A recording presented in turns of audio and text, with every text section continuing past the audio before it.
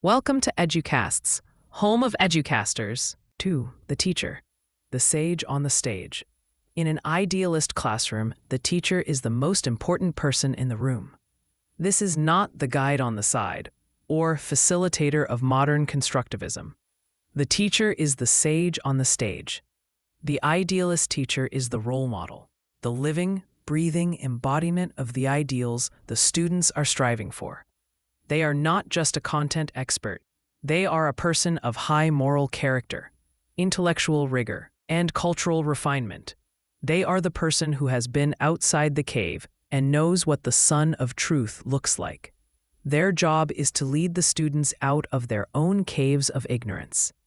The primary method used by the idealist teacher is the Socratic method, a disciplined, rigorous, back-and-forth questioning that forces the student to examine their own beliefs, find the contradictions, and be pulled or pushed toward a more logical, truthful, and universal understanding.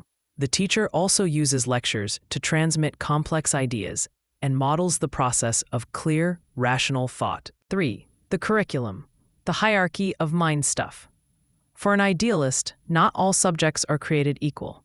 The curriculum is hierarchical, based on one question. How mental is this subject? At the very top of the pyramid are the most abstract subjects: philosophy, logic, theology, and mathematics. Why? Because they are the only subjects that deal in pure ideas. Mathematics is the idealist's favorite example. The idea 2 + 2 = 4 is a perfect, eternal, and universal truth. It doesn't depend on physical objects. You don't need 2 apples and 2 apples. It's a truth you grasp with your mind. It was true 1 billion years ago, and it will be true 1 billion years from now. This is mind stuff, and it's the best tool for sharpening the intellect. The second tier is what we now call the humanities or the liberal arts: literature, history, and art. Why are these important?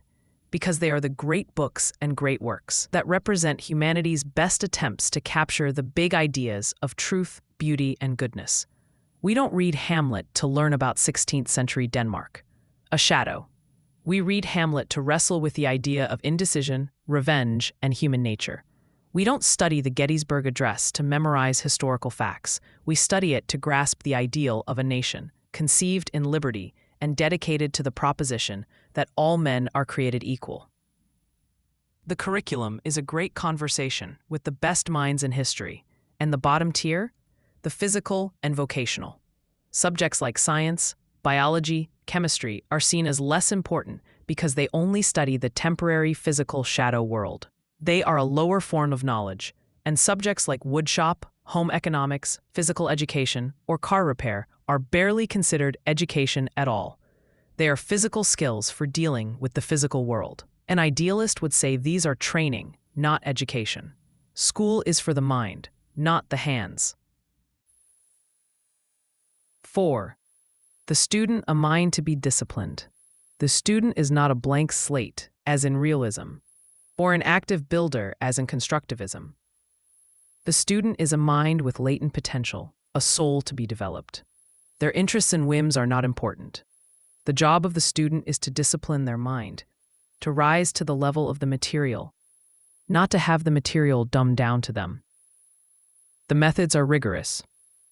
Reading original texts, no dumbed-down textbooks. Engaging in Socratic debate. Memorizing great poetry and writing deep, reflective essays. The great debates, critiques, and modern relevance. This all sounds very high-minded, but in the real world, this philosophy has faced powerful and often devastating critiques. The number one charge against idealism is that it is profoundly elitist. For most of history, a liberal arts education based on great books and philosophy, which explicitly ignores practical job skills, was an education designed for the rich.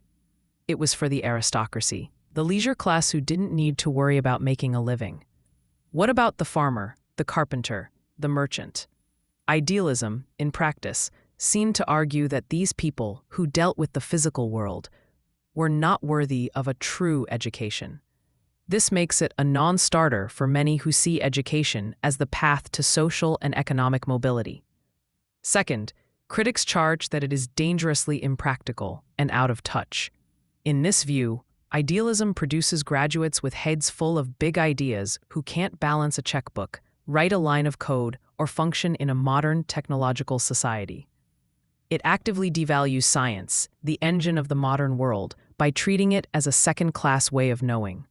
It ignores the real pressing problems of the shadow world, like poverty, disease, and climate change, in favor of debating abstractions. Third, and perhaps most importantly in our time, the idealist curriculum is seen as ethnocentric and rigid. The big question is, who gets to decide what's in the great books?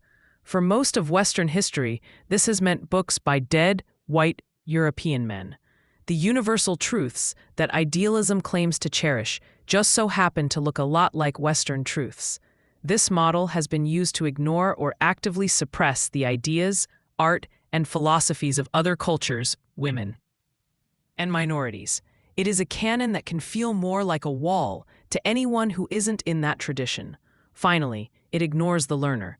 It is a teacher-centric and content-centric model.